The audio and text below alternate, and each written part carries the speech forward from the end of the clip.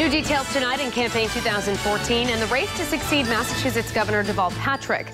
The 5 candidates went head-to-head in their first televised debate leading up to the general election, and the race includes 2 candidates locked in a close race, according to recent polls.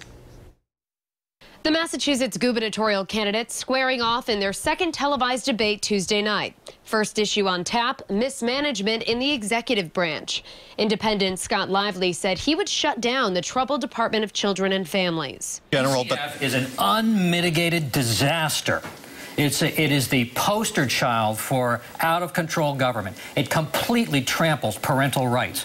Meanwhile, independent Jeff McCormick recommended a, quote, roll-up-your-sleeve solution to fix the broken system. We need to change the system completely so it serves the constituency, which are the most at-risk people in our Commonwealth, our kids. When asked about the hardest decision of their professional careers, Republican Charlie Baker said pulling Harvard Pilgrim from Rhode Island. When Harvard Pilgrim was in terrible trouble, we made a decision to exit the Rhode Island marketplace. That involved thousands of people, tens of thousands, hundreds of thousands of members, and that was easily the hardest decision I ever had to make. The candidates were also asked if they would repeal the health care law. I point out to AGs around the country that we have been able to put together with a Republican governor, Democratic legislature, our business community, our providers, our health care, our consumer advocates, a healthcare reform that said, let's cover people, let's keep it quality, now let's address costs. That's what we are doing now. It's not going to happen overnight.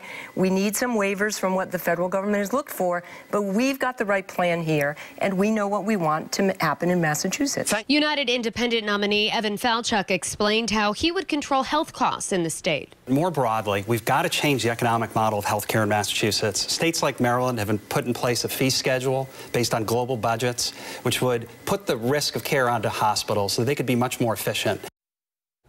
And count on Eyewitness News for the most comprehensive campaign 2014 coverage on air and online leading up to Election Day, including in-depth coverage on WPRI.com from Ted Nesi and Dan McGowan.